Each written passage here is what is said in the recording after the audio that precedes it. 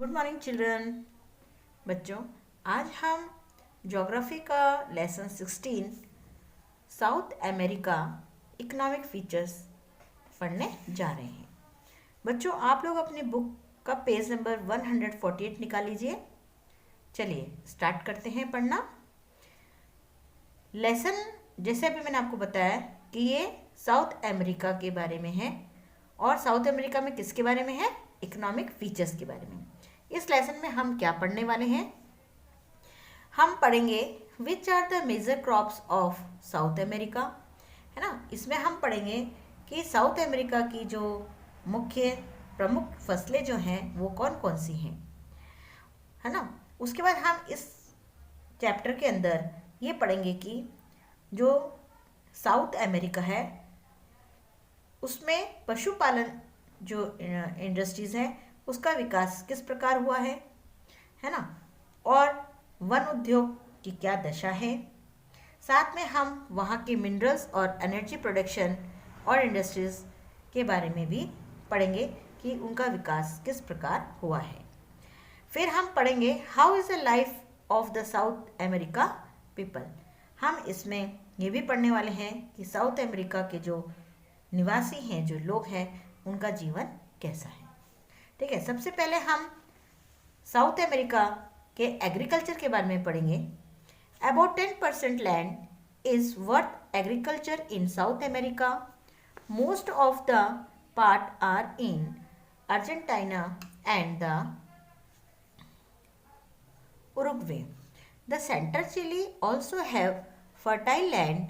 At the same time, farming is done in the grassland which are less fertile. अब हम यहाँ पर south America के जो एग्रीकल्चर है, एग्रीकल्चर मतलब क्या होता है? कृषि, उसके बारे में हम पढ़ रहे हैं। जो साउथ अमेरिका है उसके पूरा क्षेत्रफल है, उसके टोटल 10% भूमि पर एग्रीकल्चर योग्य वहाँ पर भूमि है। अधिकांश भाग जो है अर्जेंटीना और उरुग्वे देशों में फैला हुआ है। और जो सेंट्रल चिली है ना, उसकी भी जो लैंड है वो फर्टाइल है, उपजाऊ है। इसके साथ ही घास के जो मैदान हैं, है ना, ग्रास लैंड है, वो भी वहाँ पे भी कृषि की जाती है, खेती की जाती है।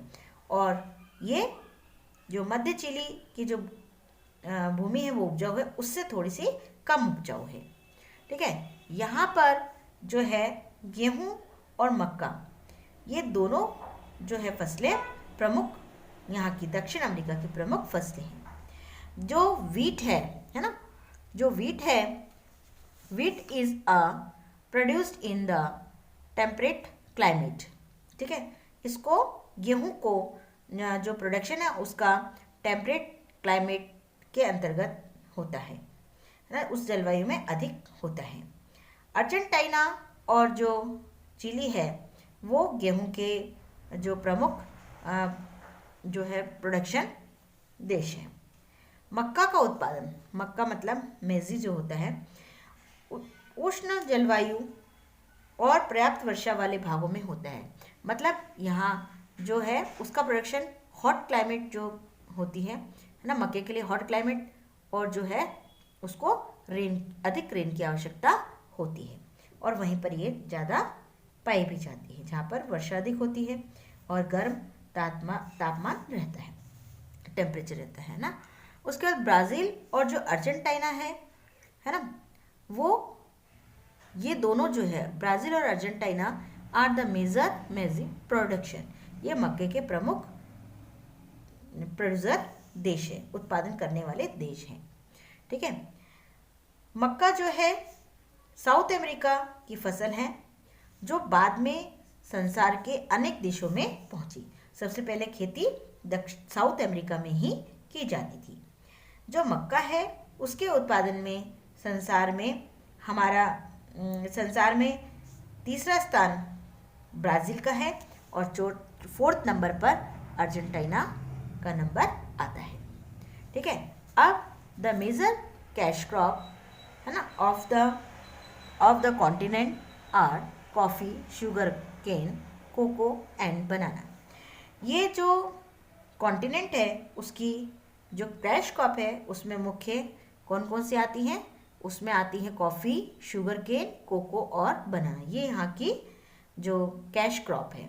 ठीक है, कैश क्रॉप क्या होती है हम यहाँ नीचे पढ़ेंगे, है ना। अभी पढ़ते हैं, पहले इसको देख लेते हैं। द मेजर, ये जो आपको बताया कॉफ़ी, शुगर केन, कोको और बनाना जो है ये कैश क्रॉप है। ठीक है, इसके साथ ही कॉटन, तंबाकू, रबर, फ्रूट और पोटैटो, है ना, ये भी यहाँ की कैश क्रॉप है। ठीक है, Brazil is called the coffee port of the world. इस ब्राज़ील को क्या कहते हैं, कॉफ़ी का घर भी कहा जाता है। क्यों कहा जाता है, क्योंकि यहाँ पर कॉफ़ी का उत्पादन बहुत अधिक मात्रा में होता है। अब कैश क्रॉप्स क्या होती हैं, है ना, ये होती हैं beside food grains, such grains which provide cash income are called cash crops. These are also called trade crops। ये जो क्रॉप्स होती हैं वो जो खाद्यान्न फसलें होती हैं जो जिनको हम खाते हैं, उसके अलावा ऐसी फसलें हैं जिनके प्रोडक्शन से अधिक कैश जो है इनकम हमें प्राप्त होती है। और कैश क्रॉप ये क्या कहलाती है, कैश क्रॉप कहलाती हैं, है ना। उसके बाद इसको हम जो है ट्रेड क्रॉप के नाम से भी जानते हैं। उसके बाद यहाँ पर साउथ अमेरिका में जो है plantation, there are a big plantation region of coffee and sugar cane in South America. ठीक है, where these are produced in larger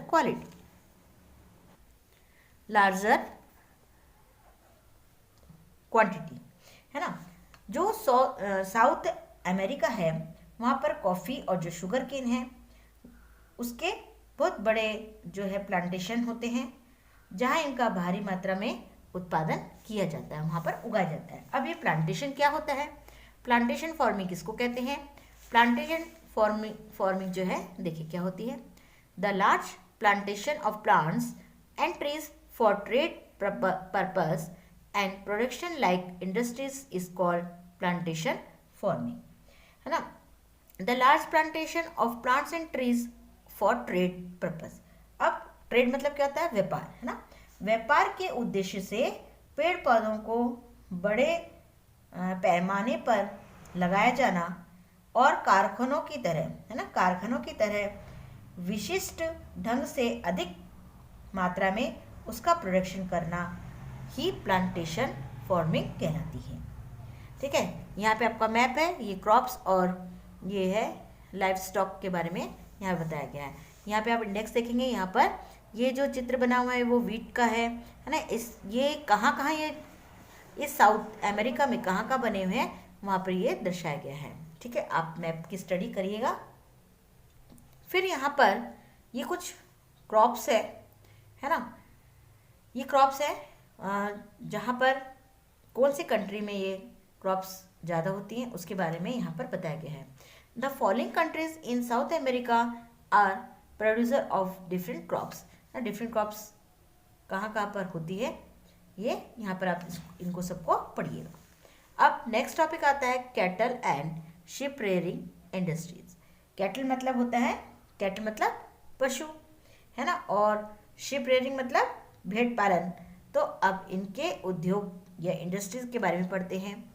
they are a big grassland in South America there where cattles and sheep rearing is done on large scale. जो America है वहाँ पर घास के बड़े बड़े मैदान हैं जिसमें पशुपालन और जो भेड़ पालन है उसका कार्य उद्योग के रूप में बड़े स्केल में होता है। This industry flourishes in the llanos grasslands near Orinoco, है ना। ये जो कॉन्टिनेंट है उसके नॉर्थ में जो ओरिनिको बेसिन है उसकी घाटी में जो लानोस के घास के मैदान और जो पंपास है उसके मैदानी भाग में पशु और भेड़ पालन बड़े पैमाने में होता है। यहाँ पर काऊ, ऑक्सेस, शीप, गोट, पिग्स, हॉर्सेस ये सब पाले जाते हैं। और इन पशुओं से जो प्राप्त सामग्री है, जो चीज़ इनसे मिलता है, जैसे दूध, मांस, चमड़ा, है ना, ये सब चीज़ मिलती है ना, स्किन, वूल, मीट, है ना, ये सब चीज़ें मिलती हैं। उसके जो प्रोडक्शन, उस भारी मात्रा में इसका प्रोडक्शन होने से इनका हम एक्सपोर्ट भी करते हैं। और एक्सपोर्ट कहाँ करते हैं? हम एक्सपोर्ट करते हैं अर्जेंटीना, है ना, अर्जेंटीना में करते हैं, उरुग्वे, बोलीविया और पराग्वे आदि देशों में किया जाता है। अब उसके बाद आता है फिशरी। यहाँ पर जो है फिशरी मतलब क्या होता है? मत्स्य, है ना, इंडस्ट्रीज, मत्स्य, मछली पालना, है ना, मत्स्य उद्योग। तो साउथ अमेरिका में, जो साउथ अमेरिका कॉन्टिनेंट है, हैविंग द कोस्टल और अराउंड, है ना, तो आपको पता है कि दक्षिण जो अमेरिका है, साउथ अमेरिका है ना, उसके चारों ओर समुद्री तट है। आपने अभी मैप में देखा होगा, यहाँ पे देखिए इसके आसपास पूरा क्या है, ये पानी पानी है ना, तो ये यहाँ ये क्या है? समुद्री तट है यहाँ पर। और यहाँ समुद्री तट होने के कारण, कोस्टल एरिया होने के कारण यहाँ पर मछलियाँ बहुत मात्रा में पाई जाती हैं। वेस्ट में जो है पैसिफिक ओशन है, उसके जो कोस्टल है उस पर मछलियाँ भारी मात्रा में मिलती हैं। और जो पेरू की मछलियाँ हैं, है ना, पेरू की जो मछलियाँ हैं वो पकड़ने का उद्योग बहुत ज़्यादा डेवलप्ड है। पेरू संसार में मछली उत्पादन और एक्सपोर्ट करने में एक्सपोर्ट करता है, मछलियों का वो एक्सपोर्ट करता है, बाहर विदेशों में बेचता है। ठीक है। उसके बाद देखिए जो मछलियां हैं उसकी खपत ना होने पर भारी मात्रा में इन्हें विदेशों को निर्यात किया करता है। वहाँ पर जब ज़्यादा हो जाती है ना, उस महाद्वीप पे ज़्यादा हो जाती है ना, और ज़्यादा यूज़ नहीं आती है, ज़्यादा उसकी खपत नहीं होती है, तो उसको विदेशों में क्या करते हैं, उसको एक्सपोर्ट कर देते हैं, है ना। और उसके बाद beside sea coast fishes are also catch from rivers also. और महाद्वीप जो कॉन्टिनेंट है उसके चारों ओर जो समुद्री तट है ना, सी कोस्ट है, उसके अतिरिक्त नदियों में भी मछलियाँ पकड़ी जाती है। सी कोस्ट पे तो पकड़ी जाती है, साथ में जो सी कोस्ट है उसमें से भी मछलियाँ पकड़ी जाती हैं। अब वहाँ के फॉरेस्ट इंडस्ट्रीज, वहाँ की फॉरेस्ट इंडस्ट्रीज कैसी हैं? जो साउथ अमेरिका है ना, वो कवर्ड विद द फॉरेस्ट, ना, वो पूरा जंगल से घिरा हुआ है। The Amazon basin has tropical forest of hard woods. जो अमेजन जो बेसिन है, नदी है, उसमें ट्रॉपिकल फॉरेस्ट की कठोर लकड़ियाँ पाई जाती हैं। Several kinds of woods are found at one place in this forest. इस जंगल में, इस फॉरेस्ट के अंदर बहुत अनेक प्रकार की जो है लकड़ियाँ पाई जाती है, अनेक प्रकार की लकड़ियाँ पाई जाती हैं। किसी एक प्रकार की लकड़ी के पेड़ों की कटाई में समय और श्रम, है ना, लेबर जो है वो अधिक लगता है। ठीक है। तथा जो उसका इधर से उधर ले जाने का जो काम है उसमें भी अधिक पैसे खर्च होते हैं। इस असुविधा के कारण ही लकड़ियों की कीमत बढ़ जाती है। ठीक है। इन वनों में this forest being most dense and with marsh land have no facilities of transportation. ना, इसमें क्या है, ये भूमि जो है वो कैसी है, ये डेंस है ना, इसका अधिक घनापन और थोड़ी मिट्टी जो भूमि है वो दलदली है, और इसी के कारण यातायात के जो साधन होते हैं उनका विकास यहाँ पर नहीं हो पाया है। इन्हीं कारणों से इन वनों का जो है इसका उपयोग मानव हित में भी नहीं हो रहा है।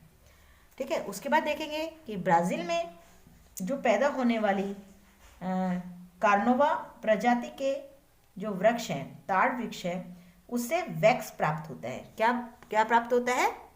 वैक्स प्राप्त होता है, जिसका उपयोग किसमें होता है? शूज़ बनाने, शू पॉलिश बनाने में होता है, और फर्नीचर पॉलिश में होता है, और कैंडल मेकिंग में होता है। ठीक है, वैक्स से ये सब चीज़ें बनाई जाती हैं। और उसके बाद जो है सिंकोना जो पेड़ है, वृक्ष है, उसके साल से उसकी जो छाल होती है ना, तना जो होता है उसके जो ऊपर जो छाल होती है, उसे कोकेन नामक जो मेडिसिन बनाई जाती है, और चिकिल जो ट्री होता है उससे चिंगम बनाई जाती है। ठीक है, अमेज़न जो बेसिन है उसमें रबर के पेड़ हैं उसका मूल स्थान माना जाता है। यहाँ जंगली रबर के वृक्ष प्राकृतिक रूप से भारी मात्रा में पाए जाते हैं, जंगली वृक्ष पाए जाते हैं। ठीक है, और घने जंगलों में ये वृक्ष जो रबड़ के हैं वो अन्य वृक्षों के साथ साथ पाए जाते हैं। मतलब वृक्ष, जंगल तो कैसा होता है, पूरा घने जंगल में वृक्ष होते हैं, तो उन्हीं वृक्षों के बीच के अंदर ये वृक्ष पाए जाते हैं। इनसे रबर इकट्ठा करने में अधिक पैसा लगता है, और यहाँ की रबर महंगी भी होती है। वर्ल्ड के अन्य भागों में जो प्लांटेशन में रबर उगाई जाती है और वो सस्ती भी होती है। इस कारण से ब्राज़ील की जो रबर है ना, रबर जो है उसकी मांग अब घटती जा रही है। ठीक है, अब सेंट्रल चिली जो है उसके जो भूमध्य सागरीय है ना, मेडिटेरेनियन सी जो है वो कैसा है? एवरग्रीन फॉरेस्ट है, और वहाँ पर एवरग्रीन होने के कारण वहाँ पर ओक, वॉलनट्स, ये सब चीज़ें इस प्रकार के जो है लकड़ी के वन पाए जाते हैं। इनकी लकड़ी जो है फर्नीचर के काम में आती है।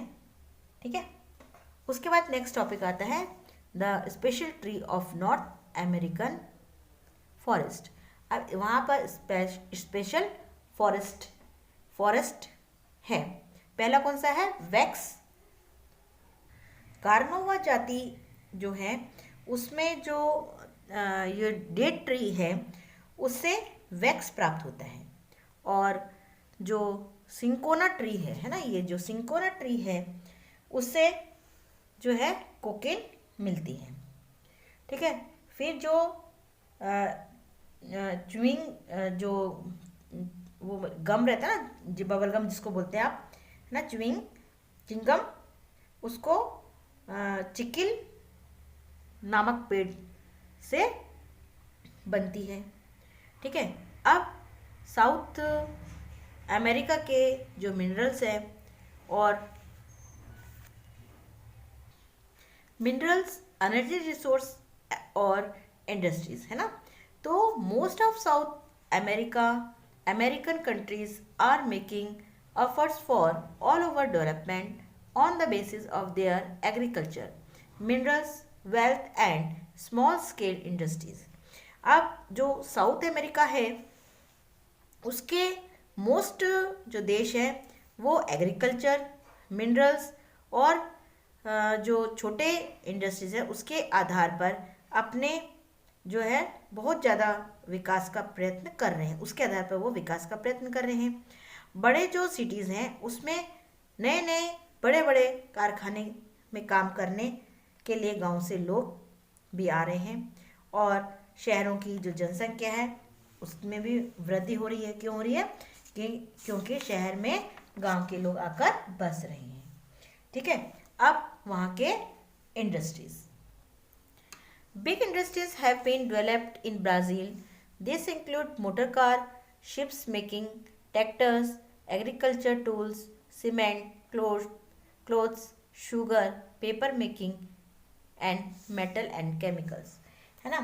ब्राज़ील में जो बड़े इंडस्ट्रीज़ हैं उनका विकास हुआ है, उसमें जो है मोटर कार और उसके बाद जो भी अभी हमने नाम पढ़े उन सब का जो है वो सब चीज़ें बनाई जा रही है, जैसे शिप है ना, शिप मेकिंग, ट्रैक्टर, फिर उसके बाद agriculture tools, cements, clothes, sugar, paper, ये सब चीज़ें वहाँ पर बनाई जा रही हैं। केमिकल्स भी बनाए जा रहे हैं।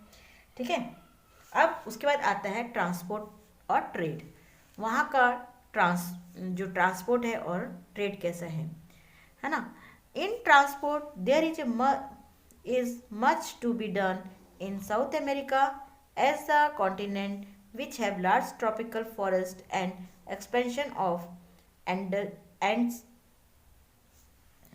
mountain Andes mountain range. There are very little railway lines and roads, है ना। अब जो ट्रांसपोर्ट है उसके साधनों की दृष्टि से अगर हम देखते हैं तो नॉर्थ अमेरिका एक जो है एक पिछड़ा हुआ जो है कॉन्टिनेंट है। ये जो महाद्वीप है उसके बहुत बड़े भाग में उष्णकटिबंधीय घने वन और एंडीज पर्वतमालाएं का विस्तार होने के कारण यहाँ रेल और सड़क मार्गों का विकास बहुत कम हुआ है। यहाँ पर एंडीज जो है माउंटेन है ना, वो बहुत कठोर पत्थर होते हैं, उनको काटकर सड़क बनाना बहुत ही कठिन काम होता है, इसीलिए सड़क मार्ग बहुत कम यहाँ पर विकसित हुए हैं। ठीक है, अब यहाँ पर एक्सपोर्ट गुड्स कौन कौन से हैं जिसको हम भारत निर्यात करते हैं, वो है coffee, cotton, raw iron, wood, sugar, है ना, tobaccos, petroleum, wool, meat, leather, bauxite, gold, silver, banana and cocoa. ये सब चीज़ें हम एक्सपोर्ट करते हैं। उसके बाद आता है इम्पोर्ट गुड्स, मशीन्स, है ना, मशीन्स होती हैं, उसके बाद उपकरण होते हैं, केमिकल्स होते हैं, कोल, क्लोथ्स, मेडिसिन, व्हीकल्स और फूड ग्रेन्स, ये सब चीज़ें हैं उसको हम क्या करते हैं, आयात करते हैं, बाहर के देशों से मंगाते हैं। और एक्सपोर्ट मतलब होता है जिसको हम अपने देश से दूसरे देशों में बेचते हैं, है ना। तो एक्सपोर्ट और इम्पोर्ट गुड्स के बारे में बताया। अब वहाँ के जन जीवन जो है, उनकी लाइफ, पब्लिक लाइफ कैसी होती है ना। यहाँ पर क्या है कि the population of the continent is more than 37 crore 18 lakh, है ना। यहाँ की जो पॉपुलेशन है लगभग कितनी है, 37 करोड़ है, और 37 करोड़ 18 लाख के आसपास है। ये प्रायद्वीप के कुल जो पॉपुलेशन है उसकी लगभग आधी अर्थात कितनी है, 18 करोड़ 61 लाख केवल जो ब्राज़ील में निवास करती है। और ये कॉन्टिनेंट की जनसंख्या की जो एवरेज है वो 21 व्यक्ति प्रति वर्ग किलोमीटर है। ठीक है, यहाँ पर जो घनी आबादी वाले क्षेत्र हैं समुद्री तट भागों में अधिक है। यहाँ पर जो कोस्टल एरिया है वहाँ पर ज़्यादा लोग बसे हुए हैं। ठीक है, अब द मोस्ट डेंस पॉपुलेशन है ना, ये मोस्ट डेंस पॉपुलेशन जो है 47 पर व्यक्ति पर्सन पर स्क्वायर किलोमीटर, है ना, इन द इक्वेटर में है। The number of rich people are less, है ना, in the comparison to poor labour class. यहाँ पर जो है महाद्वीप में जो धनी लोग हैं उनकी संख्या कम है और गरीब मजदूरों की संख्या अधिक है। अधिकतर लोग गांव में निवास करते हैं और इस कॉन्टिनेंट में ये जो अमेरिकन, इंडियन, जो ब्लैक है, यूरोपियन है ना, इन सब यहाँ पर लोग अलग अलग प्रजाति के लोग रहते हैं।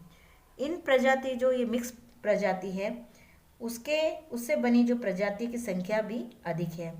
इसमें इंडियन और यूरोपियन, है ना, उसमें इंडियन और यूरोपियन जो है उसके मिश्रण से जो बनी जो है वो कौन सी बनी है, उससे बनी है ये बनी है मेस्ट्रीजो, और ये इन लोगों की इनकी संख्या भी बहुत अधिक है। नॉर्थ अमेरिका में जो है लोग अनेक भाषाएं बोलते हैं, उसमें पुर्तगाल, जर्मनी, स्पेनिश, इटालियन, है ना, ये सारी लैंग्वेज यहाँ पे ये सब लिखी हुई हैं, है ना, ये सब लैंग्वेजें बोली जाती हैं। और सूरीनाम, उसमें जो इंडियन लोग हैं वो अधिक रहते हैं जो कि हिंदी बोलते हैं। और इस कॉन्टिनेंट में अधिकांश लोग जो है वो कौन है, वो क्रिश्चियन है। ठीक है, ईसाई धर्म को मानने वाले हैं, जिसमें रोमन कैथोलिक अधिक है। इसमें रोमन कैथोलिक अधिक है। अब यहाँ पर कुछ कंट्रीज हैं साउथ अमेरिकी और उनकी कैपिटल के नाम यहाँ पे दिए गए हैं, इनको आपको पढ़ना है। ठीक है, तो ये बच्चों आपका लेसन था।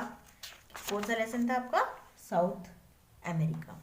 ठीक है, आपने ये इसका मैप भी देखा होगा, ये हमारा साउथ अमेरिका है ना।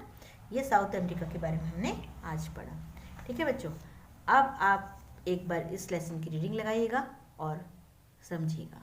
ठीक है, ऑल द बेस्ट। ओके।